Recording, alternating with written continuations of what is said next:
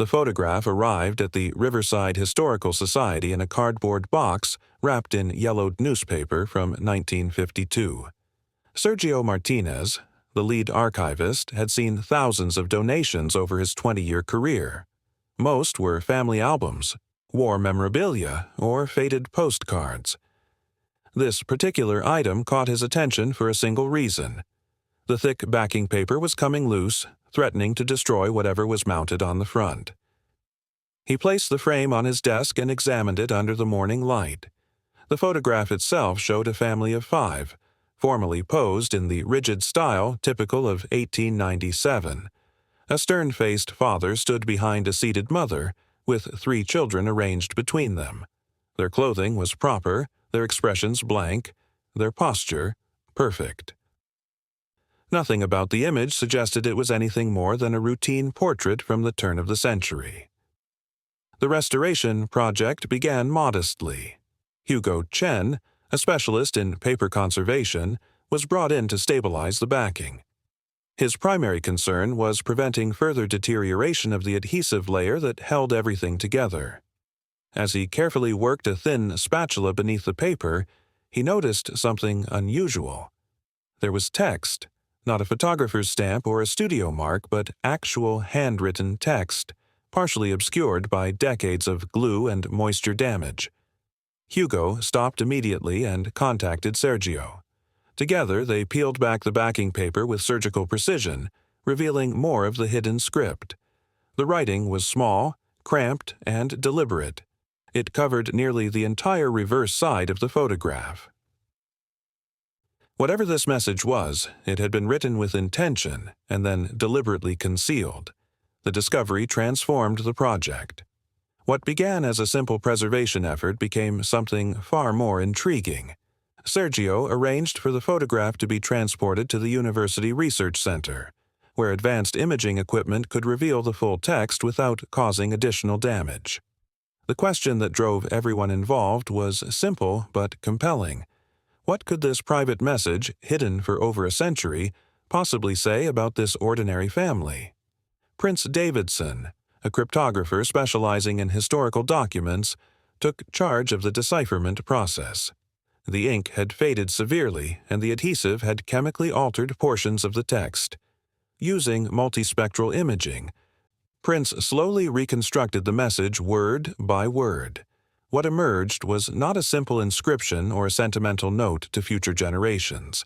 It was a timeline, a chronological record of events written in a terse, almost clinical style. The earliest entry referenced the year 1893.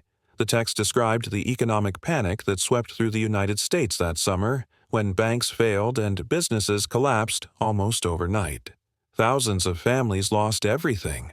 But the writer of this hidden note, identified only as the head of household, described something different. He had liquidated his assets months before the crash. He had converted stocks and bonds into physical currency and precious metals. He had prepared. Winston Albright, a historical economist at the university, reviewed this section of the text with considerable interest. He explained that such financial foresight was extraordinarily rare among middle-class Americans of that period. The panic of 1893 caught nearly everyone by surprise. Even wealthy industrialists suffered devastating losses. For an ordinary family man to have predicted and prepared for the collapse suggested access to information that should not have been available to someone of his apparent social standing. The photograph itself offered few clues about the family's identity. The formal poses, the plain backdrop, the conservative clothing all pointed to a family of modest means. The father, identified in the text as Pablo Thornton, worked as a clerk in a regional banking office. His wife, Forrest Thornton, managed the household. Their 3 children, Augustus, Kobe, and Lana, ranged in age from 6 to 14. On the surface, nothing about them suggested wealth, influence, or unusual connections. But the hidden text told a different story. The entries continued chronologically, detailing financial decisions, property transactions, and careful movements of resources. Pablo wrote in a matter-of-fact tone, recording information as one might document business transactions. There was no emotion, no personal reflection, just data. The next significant entry jumped forward to the summer of 1896. This section was longer and more detailed than the previous entries. It described the absence of Forrest Thornton from the family home. According to the text, she had traveled to a facility in another state for medical treatment. The note specified the location as a private sanatorium in upstate New York, near the town of Saratoga Springs. The treatment lasted 4 months. Pablo recorded the dates precisely, along with the costs and travel arrangements. Paige Morrison, a local historian with access to regional archives, decided to verify this information. She contacted historical societies in New York and requested records from the period. What she found was puzzling. There was no sanatorium matching the description in the hidden text. No private medical facility in that area had operated during those years. The address Pablo had written down corresponded to a residential property that had never been used for medical purposes. Either the information was false, or it had been deliberately obscured. Paige suggested that the treatment story might have been a cover for something else entirely. Perhaps Forrest had traveled for reasons the family could not publicly acknowledge. Perhaps the hidden note was itself a coded document, with false details included to mislead anyone who might discover it. The mystery deepened with the final major entry. This section was dated precisely to the day the photograph was taken, November 14, 1897. The tone of the writing shifted noticeably. Where earlier entries had been cold and factual, this final passage contained something almost resembling emotion. Pablo wrote about a sense of relief. He described a conclusion. The exact words, painstakingly reconstructed by Prince, read, "The terms have been met. We can now return to being merely a picture on a wall." Those words transformed everything. They suggested the photograph was not simply a memento of family life. It was something else, a marker, a proof, a sign that an obligation had been fulfilled.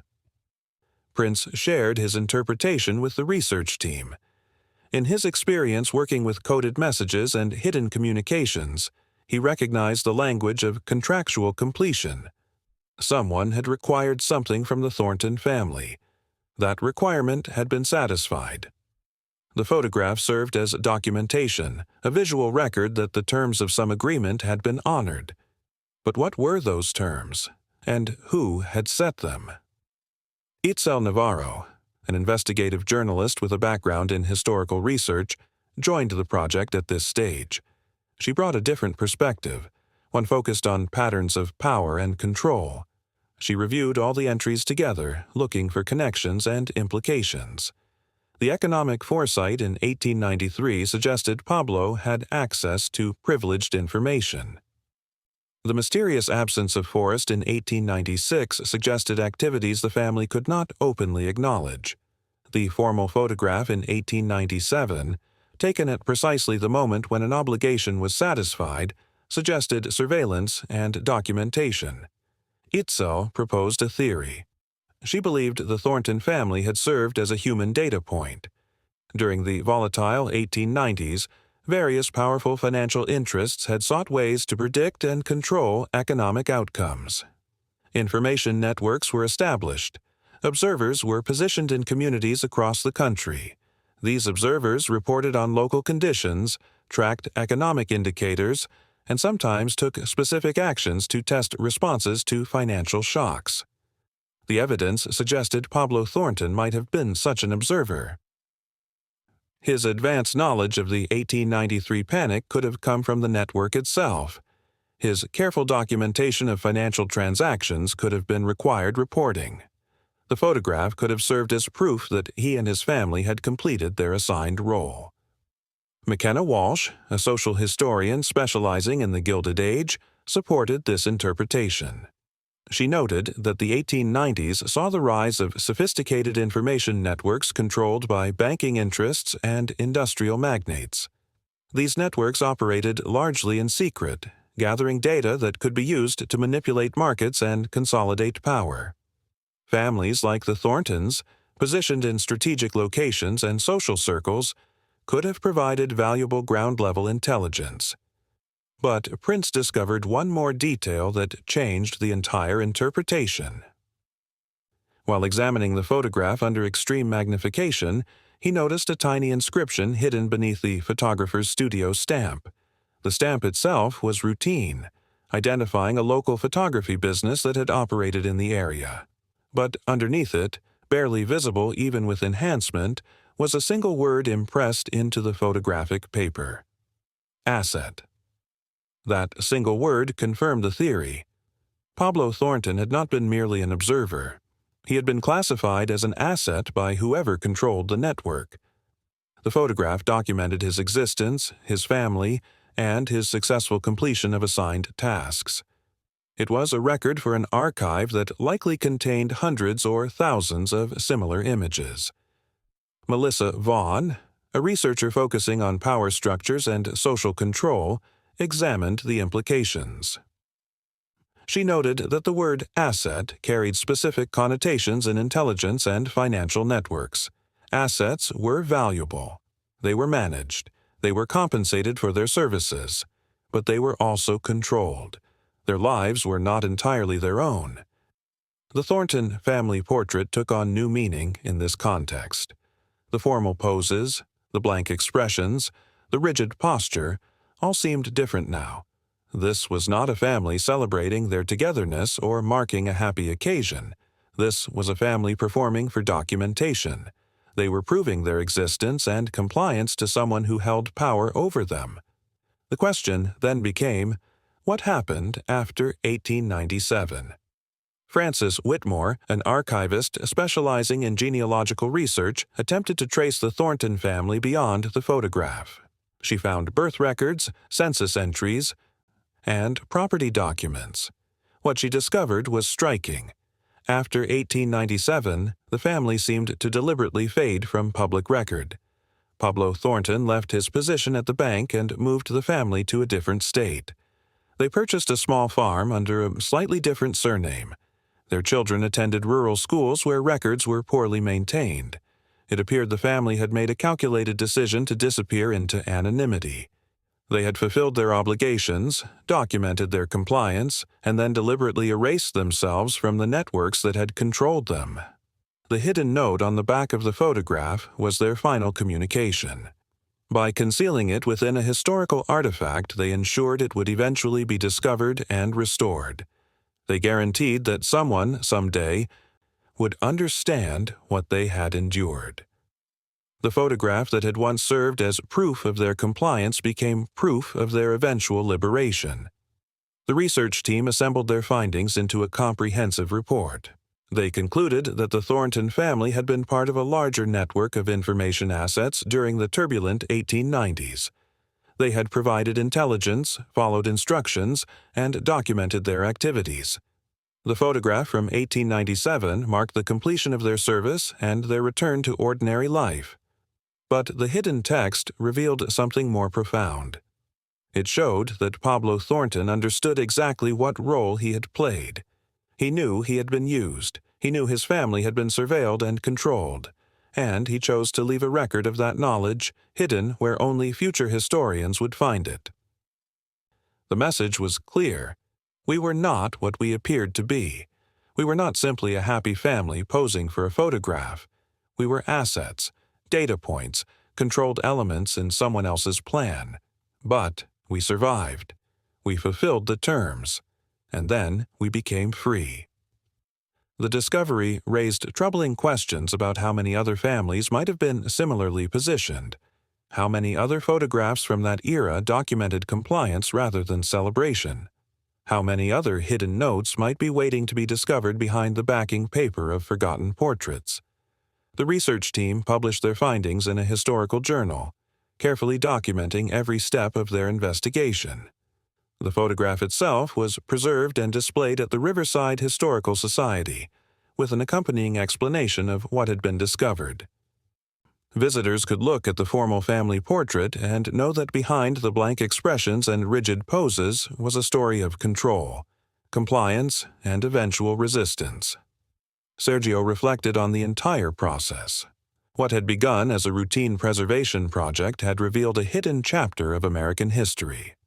The Thornton family had lived through an era of tremendous economic instability and had been caught up in networks of power they could not openly resist. But they had also found a way to tell their story, even if it took more than a century for anyone to hear it. The photograph remained a striking image.